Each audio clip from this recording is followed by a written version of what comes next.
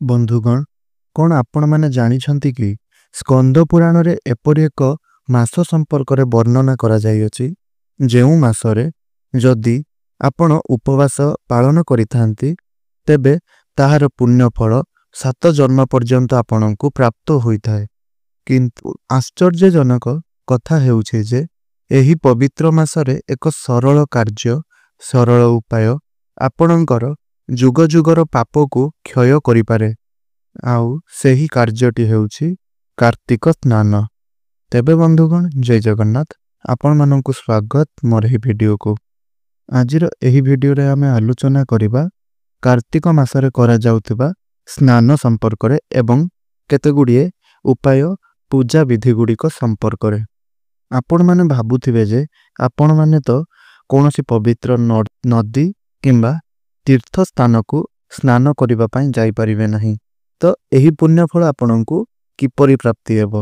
ତ ବନ୍ଧୁମାନେ, ଆଜିର ଏହି ଭିଡ଼ିଓରେ ବହୁତ ସହଜ ଏବଂ ସରଳ ଉପାୟ ଗୁଡ଼ିକ କହିବି, ଯାହାଦ୍ୱାରା କି ଆପଣ କୌଣସି ପ୍ରକାରର ତୀର୍ଥସ୍ଥଳୀ କିମ୍ବା କୌଣସି ନଦୀକୁ ନ ଯାଇ ମଧ୍ୟ ଆପଣ ନିଜର ଘରେ ହିଁ ଏହି ଉପାୟକୁ କରି ଆପଣ ପୁଣ୍ୟଫଳ ଅର୍ଜନ କରିପାରିବେ। ତେଣୁ ସେଥିପାଇଁ ଆପଣ ଏହି ଭିଡ଼ିଓଟିକୁ ଶେଷ ପର୍ଯ୍ୟନ୍ତ ନିଶ୍ଚିନ୍ତ ରୂପରେ ଦେଖନ୍ତୁ।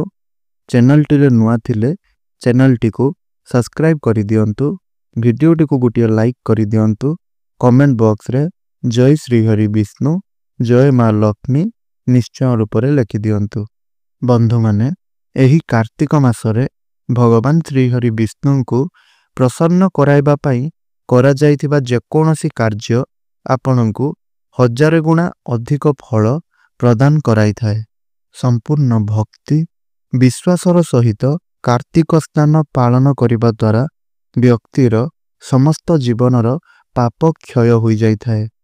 ସେମାନେ ସୁଖ, ଶାନ୍ତି ଏବଂ ମୋକ୍ଷ ପ୍ରାପ୍ତି କରିଥାନ୍ତି। କାର୍ତ୍ତିକ ବ୍ରତ ପାଳନ କରୁଥିବା ବ୍ୟକ୍ତିବିଶେଷମାନଙ୍କର ସମସ୍ତ ଇଚ୍ଛା ପୂରଣ ହୋଇଥାଏ। ଏହି ମାସରେ ସମସ୍ତ ବ୍ୟକ୍ତିବିଶେଷମାନେ ଶାଳଗ୍ରାମର ପୂଜା କରିବା ଉଚିତ। ଭଗବାନ ଶ୍ରୀହରି ବିଷ୍ଣୁଙ୍କର ସ୍ମରଣ କରିବା ଉଚିତ।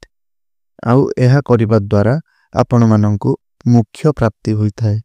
ଆମ ଶାସ୍ତ୍ର ମଧ୍ୟ ଏହା କହେ ଯେ ଏହି କାର୍ତ୍ତିକ ମାସରେ ପ୍ରଭୁ ଶ୍ରୀହରି ବିଷ୍ଣୁ ଏବଂ ମା ଲକ୍ଷ୍ମୀଙ୍କୁ ଏହି ମାସରେ ପ୍ରସନ୍ନ କରାଇବା ପାଇଁ ଆପଣ ବିଷ୍ଣୁ ମନ୍ଦିର କିମ୍ବା ଶିବ ମନ୍ଦିରରେ ରାତ୍ରି ଜାଗର ରଖିବା ଉଚିତ।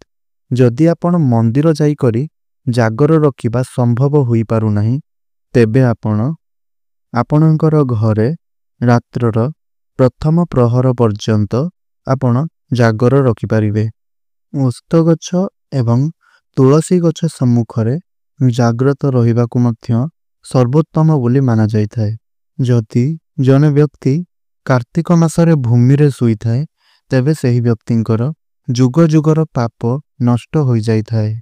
ଆଉ ଯେଉଁ ବ୍ୟକ୍ତି ଏହି କାର୍ତ୍ତିକ ମାସରେ ସୂର୍ଯ୍ୟ ଉଦୟ ସମୟରେ ଭଗବାନ ଶ୍ରୀହରି ବିଷ୍ଣୁଙ୍କ ସମ୍ମୁଖରେ ଜାଗ୍ରତ ରହି ନଦୀରେ ସ୍ନାନ କରିବା ପରେ ଭଗବାନ ଶ୍ରୀହରି ବିଷ୍ଣୁଙ୍କର କଥା ପଢ଼ି ଭଗବାନ ଶ୍ରୀହରି ବିଷ୍ଣୁଙ୍କୁ ଦର୍ଶନ କରି ତାଙ୍କର ପ୍ରତିଦିନ ପୂଜା କରନ୍ତି, ତେବେ ସେହି ବ୍ୟକ୍ତିଙ୍କର ସମସ୍ତ ପୂର୍ବପୁରୁଷମାନଙ୍କୁ ନର୍କରୁ ମୁକ୍ତି ମିଳିଯାଇଥାଏ। ଏହି ମାସରେ ସ୍ନାନ, ଦୀପ ଜଳାଇବା, ତୁଳସୀର ପୂଜା କରିବା ଦ୍ୱାରା ପ୍ରଭୁ ଶ୍ରୀହରି ବିଷ୍ଣୁ ଅତ୍ୟନ୍ତ ପ୍ରସନ୍ନ ହୋଇଥାନ୍ତି। ଏହି କାର୍ତ୍ତିକ ମାସଟି ସମସ୍ତ ପ୍ରକାରର ଆଧ୍ୟାତ୍ମିକ ସିଦ୍ଧି ପ୍ରଦାନ କରୁଥିବା ମାସ ହୋଇଥାଏ। ଆଶ୍ୱିନ ମାସର ଶୁକ୍ଳପକ୍ଷର ଏକାଦଶୀ ଠାରୁ କାର୍ତ୍ତିକ ମାସର ଶୁକ୍ଳପକ୍ଷର ଏକାଦଶୀ ପର୍ଯ୍ୟନ୍ତ କାର୍ତ୍ତିକ ବ୍ରତ ସମାପ୍ତ କରୁଥିବା ବ୍ୟକ୍ତିଙ୍କ ଉପରେ ଭଗବାନ ଶ୍ରୀହରି ବିଷ୍ଣୁଙ୍କର ଅତ୍ୟନ୍ତ କୃପା ଦୃଷ୍ଟି ରହିବା ସହିତ ଭଗବାନ ଶ୍ରୀହରି ବିଷ୍ଣୁ ସେହି ବ୍ୟକ୍ତିଙ୍କ ଉପରେ ଅତ୍ୟନ୍ତ ପ୍ରସନ୍ନ ହୋଇଥାନ୍ତି। ଯେଉଁ ବ୍ୟକ୍ତିମାନେ ଅନ୍ୟମାନଙ୍କ ସାହାଯ୍ୟରେ କିମ୍ବା ନିଜର ସ୍ୱ ଇଚ୍ଛାରେ ପ୍ରାତଃ ସ୍ନାନର ବିଧି ପାଳନ କରନ୍ତି, ତେବେ ସେହି ବ୍ୟକ୍ତିମାନଙ୍କୁ କେବେ ବି ଯମଙ୍କ ଯନ୍ତ୍ରଣା ସହିବାକୁ ପଡ଼େ ନାହିଁ। କାର୍ତ୍ତିକ ମାସରେ ପ୍ରାତଃ ସ୍ନାନ କରୁଥିବା ବ୍ରାହ୍ମଣମାନଙ୍କୁ ବସ୍ତ୍ର ଦାନ କରିବା ଦ୍ୱାରା ମଧ୍ୟ କାର୍ତ୍ତିକ ସ୍ନାନର ପୁଣ୍ୟ ଫଳ ମିଳିଥାଏ। ତେବେ କାର୍ତ୍ତିକ ସ୍ନାନ କିପରି କରିବା ଉଚିତ? ବନ୍ଧୁଗଣ, ଏହା ଆମେ ପୁରାଣରୁ ଆଧାର କରି ଆପଣଙ୍କୁ କହୁଅଛୁ, କୌଣସି ମନଗଢ଼ା କାହାଣୀ ଆପଣଙ୍କୁ କହୁନାହୁଁ। ତେବେ ଆମର ପୁରାଣ ଆମକୁ କହେ ଯେ କାର୍ତ୍ତିକ ସ୍ନାନ କରିବାର ସଠିକ ସମୟ ହେଉଛି ଯେତେବେଳେ ରାତ୍ରିର ଆଉ 2 ଘଣ୍ଟା ବାକି ରହିଥିବ, ତ ସେହି ସମୟରେ ଆପଣ ଆପଣଙ୍କର ବସ୍ତ୍ର, ଏକ ପାତ୍ର ଏବଂ ତୁଳସୀ ମୂଳର ଅଳ୍ପ ମାଟି ଆପଣ ଆପଣଙ୍କ ସାଥିରେ ନେଇ କରି ଯାଆନ୍ତୁ ଏବଂ ସର୍ବପ୍ରଥମେ ଆପଣ ଆପଣଙ୍କର ପାଦ ଧୋଇ ଦିଅନ୍ତୁ। ତ ଯଦି ଆପଣ ପବିତ୍ର ତୀର୍ଥସ୍ଥଳୀରେ ଅଛନ୍ତି, ତେବେ ଗଙ୍ଗା କିମ୍ବା କୌଣସି ପବିତ୍ର ନଦୀରେ ପ୍ରବେଶ କରନ୍ତୁ ଆଉ ନାଭି ପର୍ଯ୍ୟନ୍ତ ଜଳରେ ଠିଆ ହୋଇକରି ଭଗବାନ ଶ୍ରୀହରି ବିଷ୍ଣୁ ଏବଂ ଭଗବାନ ଶିବଶଙ୍କରଙ୍କୁ ସ୍ମରଣ କରନ୍ତୁ। ଏହାପରେ ଆପଣ ଏହି ଗୋଟିଏ ମନ୍ତ୍ରର ଜପ କରନ୍ତୁ। ମନ୍ତ୍ରଟି ହେଉଛି କାର୍ତ୍ତିକ ଦହ କରିଷ୍ୟମ୍ ପ୍ରାତଃ ସ୍ନାନଂ ଜନାର୍ଦ୍ଦନ ପ୍ରୀତ୍ୟର୍ଥ ତବ ଦେବାସ ଦାମୋଦର ମାୟାସହ। ଅର୍ଥାତ୍, ହେ ଜନାର୍ଦ୍ଦନ, ମୁଁ ଆପଣଙ୍କୁ ଏବଂ ମା ଲକ୍ଷ୍ମୀଙ୍କୁ ପ୍ରସନ୍ନ କରାଇବା ପାଇଁ ଏହି ପବିତ୍ର କାର୍ତ୍ତିକ ମାସରେ ସକାଳେ ସ୍ନାନ କରୁଛି। ଏହିପରି ଭାବରେ ଭଗବାନଙ୍କୁ ଆପଣ ସ୍ମରଣ କରନ୍ତୁ, ପ୍ରାର୍ଥନା କରନ୍ତୁ। କିନ୍ତୁ ଯେକୌଣସି ବି ବ୍ୟକ୍ତି ଯଦି ସେ ଗଙ୍ଗାରେ ବି ସ୍ନାନ ନ କରୁଥାଏ, ତେବେ ମଧ୍ୟ ମା ଗଙ୍ଗାଙ୍କର ଏହିସବୁ ପ୍ରାର୍ଥନା ସରିବା ପରେ ମା ଗଙ୍ଗାଙ୍କର ସ୍ନାନ କରିବା ଉଚିତ ଏବଂ ମା ଗଙ୍ଗାଙ୍କୁ ସର୍ବଶେଷରେ ସ୍ମରଣ କରିବା ଉଚିତ। ଏହାପରେ ପାଣିରୁ ଆପଣ ବାହାରି ଆସନ୍ତୁ। ସାଥିରେ ନେଇଥିବା ସ୍ୱଚ୍ଛ ଏବଂ ଧୁଆ ବସ୍ତ୍ରକୁ ଆପଣ ପିନ୍ଧନ୍ତୁ ଆଉ ଯେଉଁ ତୁଳସୀ ମୂଳର ମାଟି ଆପଣ ନେଇଛନ୍ତି, ତାହାକୁ ଆପଣ ତିଳକ ଭାବରେ ଧାରଣ କରନ୍ତୁ। କାର୍ତ୍ତିକ ମାସରେ ଥଣ୍ଡା ପାଣିରେ ସ୍ନାନ କରିବା ଗରମ ପାଣିରେ ସ୍ନାନ କରିବା ଠାରୁ 10 ଗୁଣା ଅଧିକ ଭଲ ବୋଲି ମାନା ଯାଇଥାଏ। କିନ୍ତୁ ଆପଣ ଆପଣଙ୍କର ସ୍ୱାସ୍ଥ୍ୟକୁ ଦୃଷ୍ଟିରେ ରଖି ଗରମ ପାଣିରେ ମଧ୍ୟ ସ୍ନାନ କରିପାରିବେ। ଆଉ ଯେଉଁ ବ୍ୟକ୍ତିମାନେ କୌଣସି ପବିତ୍ର ନଦୀ କିମ୍ବା ତୀର୍ଥସ୍ଥଳୀକୁ ଯାଇ ଏହି କାର୍ତ୍ତିକ ସ୍ନାନ କରିପାରୁନାହାନ୍ତି, ତେବେ ସେମାନେ କ'ଣ କରିବେ ନା, ନିଜର ଘରେ ଯେଉଁ ଜଳରେ ସ୍ନାନ କରୁଛନ୍ତି, ସେହି ଜଳରେ ଆପଣ ସ୍ନାନ କରିବା ପରେ ସର୍ବପ୍ରଥମେ ସ୍ନାନ କରିନେବେ ଏବଂ ସ୍ନାନ କରିସାରିବା ପରେ ସେହି ଜଳରେ ଅଳ୍ପ ଠୋପା ଗଙ୍ଗା ଜଳ ମିଶାଇ କରି ସେହି ଜଳକୁ ଆପଣ ପୁଣି ଥରେ ସ୍ନାନ କରିନେବେ ଏବଂ ତାପରେ ଯାହା ବି କହିଲି କି ଆପଣ ସ୍ୱଚ୍ଛ ବସ୍ତ୍ର ପରିଧାନ କରି ତୁଳସୀ ମୂଳର ମାଟିକୁ ତିଳକ ରୂପରେ ବ୍ୟବହାର କରିବେ ଏବଂ ତାପରେ ଆପଣ କାର୍ତ୍ତିକ ମାସର ଯାହା ବି କିଛି ରୀତିନୀତି ରହିଛି ତାହାକୁ ସବୁ ପାଳନ କରିବେ। ଯଦି ଜଣେ ବ୍ୟକ୍ତି କାର୍ତ୍ତିକ ମାସରେ ପ୍ରତ୍ୟେକ ଦିନ ସକାଳ 4ଟାରୁ 5ଟା ମଧ୍ୟରେ ଉଠି ସ୍ନାନ କରନ୍ତି, ତେବେ ଏହାକୁ ବ୍ରହ୍ମ ମୁହୂର୍ତ୍ତ ସ୍ନାନ ବୋଲି ବିବେଚନା କରାଯାଇଥାଏ ଏବଂ ଏହିପରି ସ୍ନାନ ଭଗବାନ ଶ୍ରୀହରି ବିଷ୍ଣୁଙ୍କୁ ଅତ୍ୟନ୍ତ ପ୍ରିୟ ହୋଇଥାଏ। ଆଉ ଯଦି ଆପଣ କୌଣସି ପବିତ୍ର ସ୍ଥାନରେ ସେହି ସ୍ନାନକୁ କରୁଛନ୍ତି, ତେବେ ଆପଣଙ୍କୁ ସମସ୍ତ ପାପରୁ ମୁକ୍ତି ମିଳିଥାଏ। ପବିତ୍ର ସ୍ଥାନ ଯଦି ଆପଣଙ୍କୁ କୌଣସି ପବିତ୍ର ନଦୀ ଭୋଗ ହେଉନାହିଁ, ପାଉନାହାନ୍ତି, ଆପଣଙ୍କ ଘର ପାଖରେ ନାହିଁ, ତେବେ କୌଣସି ମନ୍ଦିର ନିକଟରେ ଥିବା ପୋଖରୀରେ ମଧ୍ୟ ଆପଣ ସ୍ନାନ କରିପାରିବେ, ଯାହାକୁ ମନ୍ଦିର ପୋଖରୀ ବୋଲି ମଧ୍ୟ କୁହାଯାଏ।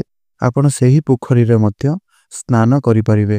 ତାହା ଦ୍ୱାରା ମଧ୍ୟ ଆପଣଙ୍କୁ ସେହି ସମାନ ଫଳ ପ୍ରାପ୍ତି ହୋଇଥାଏ। ଯେତେବେଳେ ଆପଣ ଘରେ କାର୍ତ୍ତିକ ସ୍ନାନ କରିବାକୁ ସଂକଳ୍ପ କରନ୍ତି, ତ ସେହି ସମୟରେ ଏହି 2ଟି କଥା ମନେ ରଖନ୍ତୁ। ପ୍ରଥମ କଥାଟି ହେଉଛି ଆପଣଙ୍କୁ ସ୍ନାନ ବ୍ରହ୍ମ ମୁହୂର୍ତ୍ତରେ ହିଁ କରିବା ପାଇଁ ପଡ଼ିବ। ଆଉ ଦ୍ୱିତୀୟ କଥାଟି ହେଉଛି ଯେତେବେଳେ ଆପଣ ସ୍ନାନ କରୁଛନ୍ତି, ସେହି ସମୟରେ ଆପଣ ସମ୍ପୂର୍ଣ୍ଣ ଉଲଗ୍ନ ହୋଇକରି ସ୍ନାନ କରନ୍ତୁ ନାହିଁ। ଆଉ ସ୍ନାନ କରିବା ପୂର୍ବରୁ ଯଦି ସମ୍ଭବ ହୁଏ, ଆପଣ ସେହି ସ୍ନାନ ଜଳରେ ଆପଣ ଗାଧୋଇବା ଜଳରେ ଅଳ୍ପ କିଛି ବୁନ୍ଦା ଗଙ୍ଗା ଜଳ କିମ୍ବା ଯମୁନା ଜଳ ଛିଞ୍ଚନ୍ତୁ। ଏହାପରେ ଆପଣ ସେହି ପାଣିକୁ ଆପଣଙ୍କ ହାତରେ ନିଅନ୍ତୁ ଏବଂ ସମସ୍ତ ନଦୀମାନଙ୍କୁ ଆହ୍ୱାନ କରି ଏହି ଶୁଳ୍କର ପାଠ କରନ୍ତୁ। ଗଙ୍ଗା ଯମୁନେ ଶୈବ ଗୋଦାବରୀ ସରସ୍ୱତୀ ନର୍ମଦା ସିନ୍ଧୁ କାବେରୀ ଜଳସ୍ମିନ୍ ସ୍ନିଧେ ଗୁରୁ। ଏହି ଶୁଳ୍କର ଅର୍ଥ ହେଉଛି ଆପଣ ସମସ୍ତ ପବିତ୍ର ନଦୀକୁ ଆବାହନ କରନ୍ତୁ ଏବଂ ପ୍ରାର୍ଥନା ଏହା କରନ୍ତୁ ଯେ ସେମାନେ ଆପଣଙ୍କର ସ୍ନାନ ଜଳରେ ପ୍ରବେଶ କରନ୍ତୁ ଏବଂ ପରୋକ୍ଷ ଭାବରେ ଆପଣ ସେହି ପବିତ୍ର ନଦୀର ଜଳରେ ସ୍ନାନ କରୁଛନ୍ତି। ସବୁଠାରୁ ଗୁରୁତ୍ୱପୂର୍ଣ୍ଣ କଥାଟି ହେଉଛି ଯଦି ଆପଣ ମାନସିକ ଭାବରେ ପବିତ୍ର ଚେତନା ଏବଂ ସମ୍ପୂର୍ଣ୍ଣ ଭକ୍ତିର ସହିତ ଘରେ ଏହି ପ୍ରକାରର ସ୍ନାନ କରନ୍ତି ତେବେ ଏହାକୁ କାର୍ତ୍ତିକ ମାସରେ ପବିତ୍ର ନଦୀରେ ସ୍ନାନ କରିବା ସହିତ ସମାନ ବୋଲି ମାନାଯାଇଥାଏ। ସ୍ନାନର ସାରକୁ ବିସ୍ତାର ଭାବରେ ବୁଝିବା ପାଇଁ ଆମ ଶାସ୍ତ୍ର ଗୁଡ଼ିକରେ 4 ପ୍ରକାରର ସ୍ନାନ ବିଷୟରେ ବର୍ଣ୍ଣନା କରିଛନ୍ତି। ସେଗୁଡ଼ିକ ହେଉଛି ବାୟବ୍ୟ, ବରୁଣ, ବ୍ରହ୍ମା ଏବଂ ଦିବ୍ୟ। କଣ୍ଠ ଦେଇକରି ସ୍ନାନ କରିବାକୁ ବାୟବ୍ୟ କୁହାଯାଏ। ସମୁଦ୍ରରୁ ବା ସମୁଦ୍ର ଜଳରେ ସ୍ନାନ କରିବାକୁ ବରୁଣ କୁହାଯାଏ। ବୈଦିକ ମନ୍ତ୍ର ଜପ କରି ସ୍ନାନ କରିବାକୁ ବ୍ରହ୍ମ ସ୍ନାନ କୁହାଯାଏ ଏବଂ ବର୍ଷା କିମ୍ବା ସୂର୍ଯ୍ୟକିରଣ ମଧ୍ୟରେ ଆମ ଶରୀର ଉପରେ ପଡ଼ୁଥିବା ପାଣିକୁ ଦିବ୍ୟ ସ୍ନାନ ବୋଲି କୁହାଯାଏ। ଏହି ସମସ୍ତ ସ୍ନାନ ଗୁଡ଼ିକ ମଧ୍ୟରୁ ବରୁଣ ସ୍ନାନ ସର୍ବୋତ୍ତମ। ତେବେ ବନ୍ଧୁମାନେ ଆଶା କରୁଛି ଭିଡ଼ିଓଟି ଆପଣଙ୍କୁ ନିଶ୍ଚୟ ରୂପରେ ଭଲ ଲାଗିଥିବ ଏବଂ ଭିଡ଼ିଓରୁ ଆପଣ ନିଶ୍ଚୟ ରୂପରେ କିଛି ଶିଖିବା ପାଇଁ ପାଇଥିବେ। ତ ଏହି ଭିଡ଼ିଓଟି ଆମର ଆପଣଙ୍କୁ କିପରି ଲାଗିଛି ତାହା ନିଶ୍ଚୟ ଥରୁଟେ କମେଣ୍ଟ ବକ୍ସରେ କୁହନ୍ତୁ ଏବଂ ଏହିଭଳି ଭିଡ଼ିଓ ଆପଣ ଆଗକୁ ପ୍ରତ୍ୟେକ ଦିନ ଦେଖିବା ପାଇଁ ଚାହୁଁଛନ୍ତି କି ନାହିଁ ନିଶ୍ଚୟ ରୂପରେ କମେଣ୍ଟ କରି କୁହନ୍ତୁ।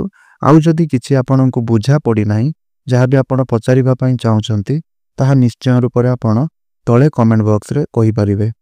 ତେବେ ଭିଡ଼ିଓଟିକୁ ଗୋଟିଏ ଲାଇକ୍ କରି କମେଣ୍ଟ ବକ୍ସରେ ଜୟ ଶ୍ରୀ ହରି ବିଷ୍ଣୁ ଜୟ ମା ଲକ୍ଷ୍ମୀ ନିଶ୍ଚୟ ରୂପରେ ଲେଖିଦିଅନ୍ତୁ। ଧନ୍ୟବାଦ।